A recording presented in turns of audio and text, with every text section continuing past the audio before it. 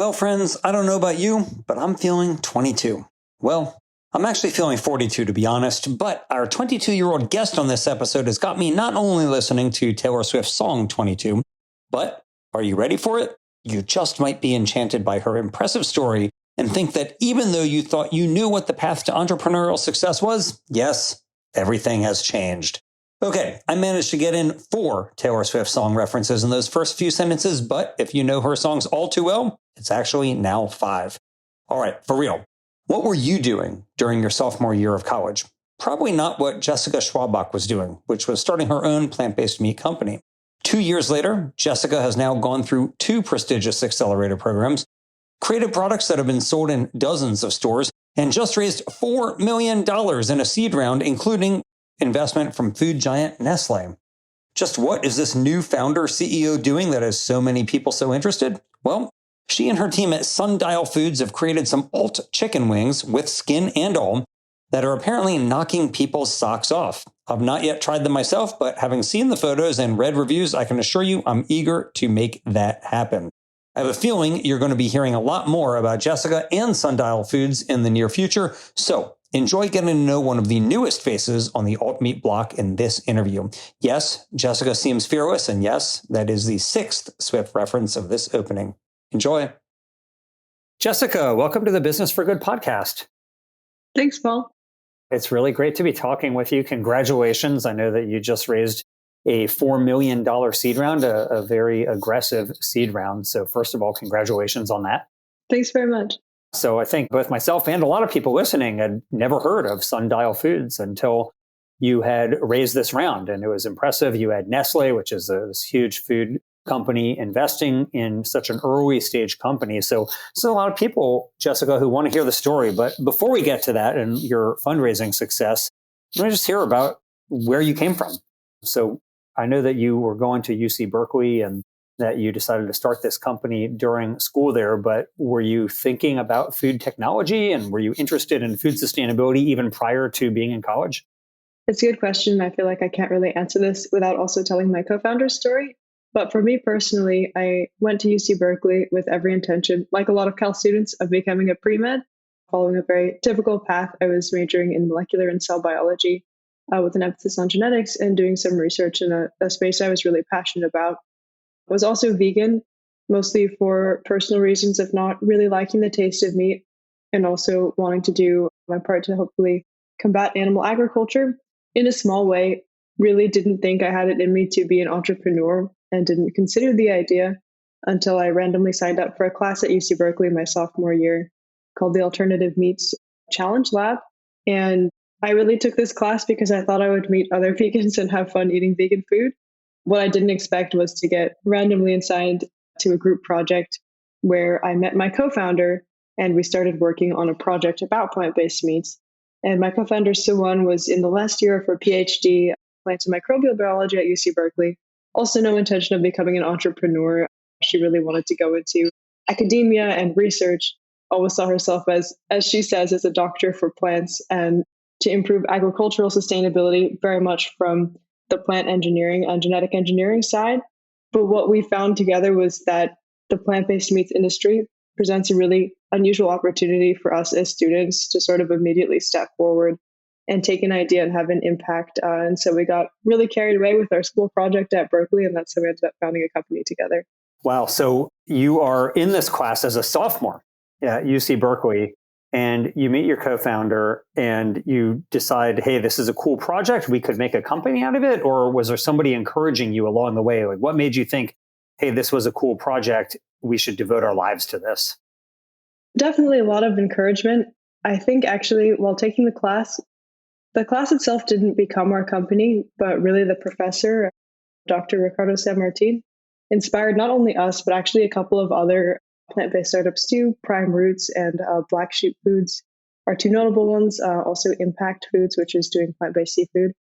He put us as students in front of a lot of industry leaders from different companies, from larger companies, also from startups, to just sort of tell their stories and speak with the students and connect directly. And sometime the class started in January, sometime around April, Suwon and I realized that this was something we could genuinely step forward and do. It didn't have to be a research project. We could actually just start and try our hand at founding a company. And so we were really confused and lost. We kind of went into the Berkeley Entrepreneurship Center and we're like, hey, how on earth do we do this? And they were like, don't worry, you're not the first ones. And they walked us through a lot of the very basic things we need to do, like how to incorporate, how to get legal support, things like this. And so UC Berkeley definitely helped us get ourselves off the ground. Well, what a blessing to have that infrastructure. So, Jessica, tell me, you're in this class and you're thinking, okay, well, there obviously is some hole in the plant-based meat world. You already are vegan. You recognize why there needs to be some type of expansion in the plant-based meat sector. But what was the hole that you saw and what were you trying to fill with Sundial? That's an interesting question.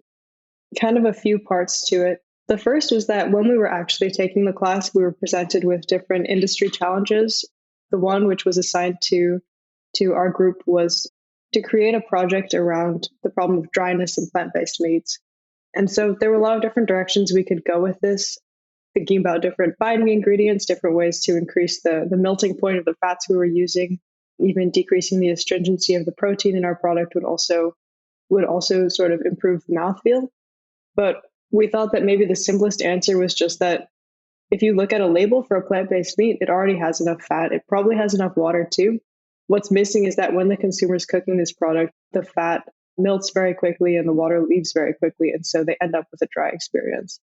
So we thought, why don't we just put a physical barrier to prevent that moisture loss, and started wrapping pieces of plant-based meat and showing that if we cooked one that was wrapped versus unwrapped, almost like in a bag, that of course the one that was wrapped would retain more moisture inside and then ultimately taste better. So this is kind of our very initial idea.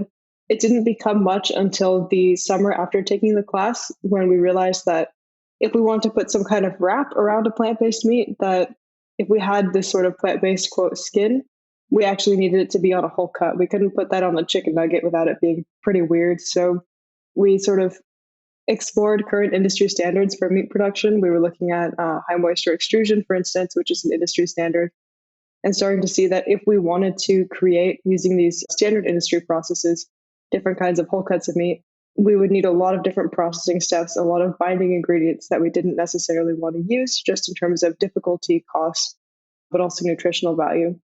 So really, for Sawad and I, the beginning of Sundial was exploring how to create a new meat production process for whole cuts of plant-based meat. And this was in the beginning very basic research, trying to understand when we mix different plant ingredients together, 2x2 matrices of what we called fractions enriched for starch or enriched for fiber or protein, how they would interact, whether or not we could form fibers or something similar to some aspect of meat. And in a way, it was just very basic research and basic plant science and understanding. But ultimately, it led to us developing a process where we take different plant ingredients and kind of explore, based on these enriched fractions of different sort of macronutrients, how we can generate a fibrous structure, not only in the individual bite, but also different muscle bundles and layers, and ultimately 3D shapes. And on top of that, we put the plant-based skin, and that's our product. How did you do this? Is there an extrusion step? Is there some other layering that you're doing? Is it 3D printing? Like, how do you make a whole muscle cut from using what I presume are extruded plant protein isolates? So we don't use any extrusion and we don't use plant protein isolates. We just sort of look at other functional properties of plant ingredients that we use. So it's not really about protein isolate, but also about looking at different binding properties, for instance, of plant starches, and how we can combine these different fractions under a single thermal processing step without the shear that you would see in extrusion, and then generate a fibrous structure. And the really nice thing about the process we've developed is that because there's no shear force, we can also combine that with different kinds of layering and then create these 3D shapes. Wow. Have you filed for a provisional or a utility patent on this thermal process or any of the layering or any of your technology at all? We filed on a PCT application, which became public, I think, September of this year. Great. And for those who aren't initiated, what does PCT stand for, Jessica? Oh, no. A patent cooperation treaty, I think. So it's in many different countries. Yeah. And so the PCT is around the meat production process, but also around the application of the skin. Okay.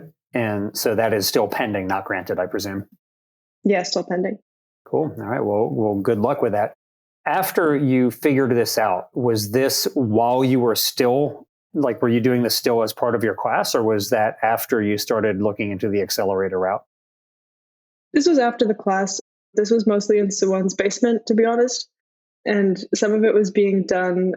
Also, we were working out of Berkeley Skydeck, which is affiliated with the university, but not using any of the labs there. And so the first accelerator program we joined was actually around fall of 2019. After working on this idea for a few months, we got in contact with Nestle, also through UC Berkeley, and they told us about an accelerator program they were running in Switzerland. And so that was the first big step that Sundial made towards realization of a product, was joining Nestle's accelerator in Switzerland. Were you still a student in school, though? Like, how did you manage to move to Switzerland to go through Nestle's accelerator if you were still at school? Well, we started talking to them October 2019. They told us visas were going to take a while, so I had enough time to finish my semester. Someone really impressively managed to finish her PhD a semester early by just aggressively condensing her thesis writing, which is insane. She's a machine. And for the following semester, when we moved to Switzerland, I dropped out. So you have entered that rarefied group of entrepreneurs who are dropouts from prestigious universities, and you're looking to make it big with your new startup, right? Not quite. I maybe did the cowardly thing and went back and finished it up this May. I only had 8 units left. So Okay. Well, on a personal note, I'll say that after I attended one semester of college, I viewed it as a big waste of my time. And so this was admittedly more than 20 years ago. But I viewed it as a waste of my time, and I did drop out and went into the workforce. And I just wanted to help animals. That's all. So I went to go work at an animal advocacy organization. After about another semester of working there, so after having dropped out and working, it became clear to me that there were some real social advantages to having a college degree. And I ended up going back to school and then finishing. So you and I have at least that in common, that we were college dropouts who have gone back and finished, or that you will hopefully finish soon. So I wish you the best with that. I know that running a company must be taking up an extraordinary amount of time. So to do school with that, I'm sure, is a lot of work. because we have a similar story there, though. Okay, so you were in Switzerland working with Nestle. So how was it being in that accelerator? And Nestle has a pretty big footprint in the plant-based meat space themselves. And so do they have joint IP with you? Like, what do they get from having you in their program? Are you concerned that now that they know the secrets of how you do what you do, that they might go off and do it themselves? Like, what is the protection that you have here?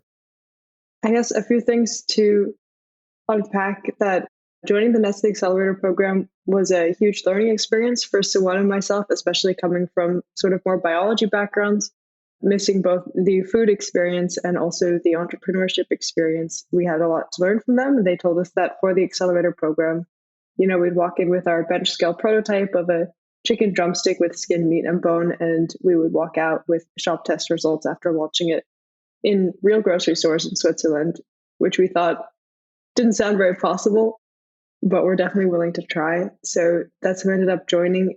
As far as the model of the accelerator program, it's not really as typical as a lot of the other biotech accelerators you see in the Bay Area and elsewhere.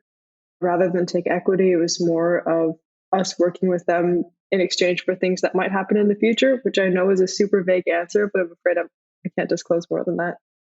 Okay, so they do not take equity though from you for participating in the accelerator. No. Yeah. Okay. Cool. So I understand though that you have gone through an equity-based accelerator with IndieBio. So that came after Nestle for you? Yes, it did. So we went to Nestle, ran the shop test, and then came back actually March of this year of 2021 and joined IndieBio in SF. Before we get to that, what happened with the shop test? So my understanding is that you were selling your product in dozens of supermarkets in Switzerland. Is that right? It was super interesting. We started, a lot of the work for us was on the real challenges of scaling up the process. Because we weren't using extrusion or anything very typical, it was a lot of figuring out, can this actually get off the lab scale and how are we going to do that? So we were very lucky to be at their research facility with a pretty big pilot plant, at least by our standards. So we were able to drag around a lot of equipment, run trials, and get ourselves up to a pretty modest but workable production line by late summer of 2020. And then we used this to launch product in about 40 grocery stores called Co-op, COOP, in Switzerland under the Garden Gourmet brand, which belongs to Nestle. And using Garden Gourmet, we were able to collect a lot of feedback from consumers. So it wasn't always what we expected. People really liked the appearance of the product. They liked the concept of a whole cut of meat and that it was very realistic compared to chicken. It especially resonated with meat eating and flexitarian consumers, not as much with vegans and vegetarians. We saw that people liked that it was clean label and high protein, which is awesome because we were able to do both of these things with our process. But definitely the most interesting thing we learned was that the favorite aspect of the product was the skin. And we weren't necessarily expecting that. So Owen and I are personally very proud of the meat production process, which has been kind of our heart's pride with Sundial. But what the skin is able to add in terms of not only the initial appearance of the product, but also the eating experience, sort of the heterogeneity of texture was something that consumers really liked. So it sort of taught us to focus on that more in the future. Cool. What's the skin made out of? It's a protein lipid aggregate. Interesting. All right. Well, I remember a long time ago, so before Miyoko Schinner started her alt dairy company, Miyoko's, she had a company called Now and Zen, which was a plant-based turkey. And it went under, sadly, although we might not have Miyoko's Creamery without that going under. But Now and Zen had a turkey that had a really good skin on it that was made out of yuba, like the tofu skin. And I would order that. And this is like back in the mid 90s. And I would order that. And I loved it. It was that skin was like by far my favorite part of the whole thing as well.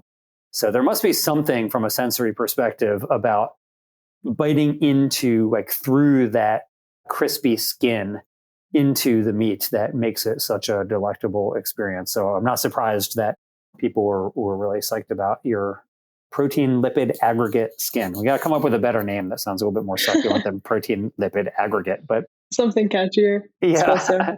Speaking of your proteins and your lipids, you have an unusual list of ingredients for plant-based meat. So if you look at plant-based meat today, virtually all of it is made from wheat, pea, or soy, or some combination of those three.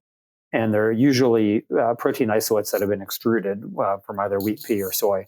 But you're not using that. So what does somebody see on a Sundial package if they go and they look at the ingredient deck there? What are they going to see? Our main ingredient is chickpeas, which I think is going to be labeled in the form of both whole chickpeas and chickpea protein concentrate. Admittedly, it does also contain gluten and soy, although in smaller amounts. No peas, though. And so we have 8 total ingredients. We're missing a lot of the binders and additives that most of these products have. Because of our process, we're able to avoid those. So it's, I guess, gluten, chickpeas, chickpea protein concentrate, water, soy, nutritional yeast, salt, and I am missing one thing, sunflower oil. Nice. Well, I'm an avid fan of nutritional yeast. I use it on a daily basis. However, I have a long-running, extremely unsuccessful campaign to encourage a renaming of it. So it's a fantastic product that is delicious and nutritious, and it has a disgusting sounding name. People don't want yeast and they don't want nutritional. So admittedly, that's true. I don't know what you would call it, though. Well, Jessica, you are in for a treat because I do know what you call it. So there's been an effort to rebrand it as Noosh, which I think is very bad. It sounds disgusting. I don't know why, but there are people who like I don't that disagree better. with that. It's not good. However, here's my proposal that I have made many times and has not yet gotten any traction. But maybe with you it will. Not nutritional yeast, not Noosh, golden flakes. Doesn't that sound good? Golden flakes. That sounds like a really good product. I would like to eat golden flakes. It sounds a bit like cereal, to be honest. Well, maybe it's not a bad cereal. Maybe somebody should just start a brand of nutritional yeast called Golden Flakes. That would be because that's true. There's no brand that people seek out in the nutritional yeast space. It's very generic. So maybe there's an entrepreneur out there who wants to create like their own enhanced nutritional yeast, Golden Flakes, that'll be, I don't know, higher in iron or B12 or something that is out there. And then we'll all go buy from you that. So maybe there's somebody out there who wants to do it. But it's a pretty cool ingredient deck, Jessica, and I can't wait to try it myself. I hope I get a chance to try it. But I just want to go back to your story here, though, because after you were done selling these products in Switzerland, you came back to California and you decided to go into the IndieBio Accelerator program. After going through Nestle, why go through another accelerator? And tell me about how that was and what you learned at IndieBio. So we decided we wanted to do another accelerator program because coming out of Nestle, we felt we'd learned quite a great deal on the technical side of how to run and launch food company and how we were going to get product to market and work on issues like manufacturing, scale up, food safety, procurement. Suwon and I were still woefully short of knowledge on how to actually run a company. That was a big reason for joining IndieBio. And also, we had some technical challenges that we really wanted the space, specifically a laboratory, to explore. So we started IndieBio technically February, and it was a mix of virtual and in person. But because we're both from the Bay Area, we ended up being in the lab most of the time and really just learning a lot about the future direction that we wanted to take Sundial in, how on earth we were supposed to fundraise and grow our team and strengthen our go-to-market strategy. It was a really interesting experience ending in July of this year. Definitely miss it a lot. July of 2021 for future listeners of this show who listen at some other point other than when it airs. So IndieBio is mainly known as being a biotech accelerator. Would you say that the processes that you were using fall into the biotech category? Yeah, so what we really wanted to work on at IndieBio was more of a focus, again, on the skin. What we ended up doing was also revamping the inner texture of the meat and exploring that a lot. But we kind of have some ideas for a 2.0 version of this product, if you will. About half of Sundial's effort, or maybe 2/3 at the moment, is focused on how we're going to get this first product of ours scaled up enough for our launch in the US next year. But much more exciting for us is sort of what's coming next, which is how far we can take this product in terms of the layer generation, which can create. Right now, it's creating meat and skin, but we think there are other things we can do too that create more complex products. Very cool. Well, speaking of your US launch, I read that you're intending to launch in restaurants in the spring of 2022. So how are you going to do that? Like, where will you produce this? At a co-manufacturer, or do you have a place where you can produce it yourself? How are you going to get your wings into some restaurants? We're going to make it actually at Rutgers University. So we've just moved out to the East Coast to New Jersey. Rutgers has a food innovation center here where they've worked with some other startups, including Impossible, to do the initial scale up and commercialization. So our hope is to sort of collaborate with them for at least the next year and a half on this first launch. What do your parents think, Jessica? So this idea led you to drop out of school, move to Switzerland, move to New Jersey. What do your parents think about this? They're very confused, but they're generally very easygoing people, so I haven't heard anything negative about it yet. They have tried the product before and they like it. My dad's vegetarian. I remember a childhood of him refusing to buy us a tofurkey on Thanksgiving because he'd rather just eat plants. But so he's one of those vegetarians. That's so funny. My experience actually is that the more realistic plant-based meat is, the less interested most of the vegetarians and vegans who I know are in it. And it seems to be like an inverse relationship also. Like, the longer you have been eating a vegetarian or a vegan diet, the less interested you are in those type of foods, I think. That's been my own experience. So what about you? I actually have a really embarrassing story from yesterday, which I feel like I should admit, which is that I was at the airport and ordered a veggie burger. And when I got it, I was like, oh, shoot, this is beef. I have to bring it back. And, had to do the awkward, I'm so sorry, but I don't eat meat. Can you take this back and give me a vegetarian one? The woman behind the counter was like, oh, no, that's plant-based. And I was like, there's no way. I refuse. It was at the Toronto airport. And so then she went and... Was it Burger King or... No, it was... I'm not sure what it was called, but I think it was just existing there in the airport. Maybe Tim Hortons? Not Tim Hortons. I'm not entirely sure. I would have to look it up. I was that person who refused to believe that the plant-based burger was actually plant-based. I really thought it was beef, and it was freaking me out a bit. That's really funny. Well, I had a similar experience one time. My wife and I were at a restaurant and they served an Impossible burger, and people at the table were completely incredulous that this was not meat. And they I'm not kidding, one person had them bring out the box to show the ingredients. It was so embarrassing. It was just it was a horrible, horrible experience. But anyway, it just shows how convincing they've gotten. I will say, interestingly, my dog, Eddie, has a very keen nose for plant-based meat, and he will usually reject it pretty much any time. Interesting. However, with Impossible, every once in a while he'll eat Beyond, but with Impossible, he'll eat it every time. We're going to do an Eddie test on Sundial here and see what he thinks, to see if he passes muster. That's stressful. I'm so curious. I wonder if it's because of the hemoglobin that he eats the Impossible burger. I don't know the answer to that, but I can assure you he is quite eager to eat it when he has the chance, and he will not even let most other brands pass his lips. Hey, by the way, why Sundial? What is that a reference to?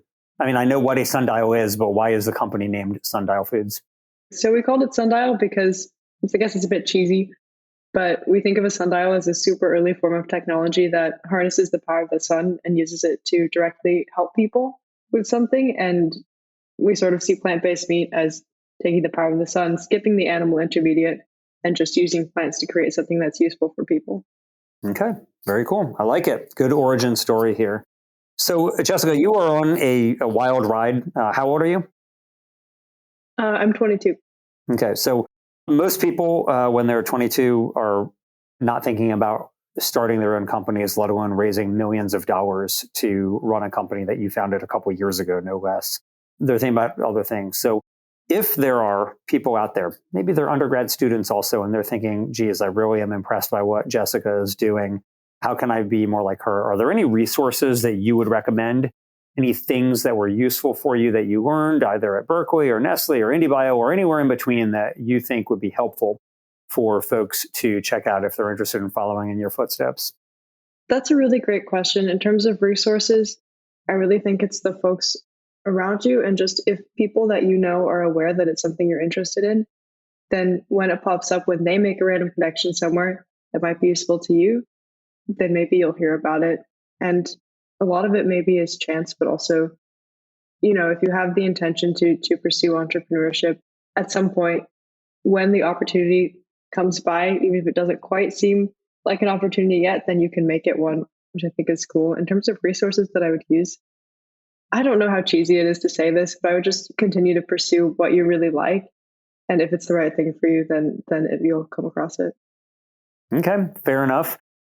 I was joking the other day. My friend and I were listening in the car to Taylor Swift's song 22. And obviously, she thinks it's like the perfect age to be. However, I am 42, which is a very convenient thing because I can sing the song as saying instead of 22 as 42.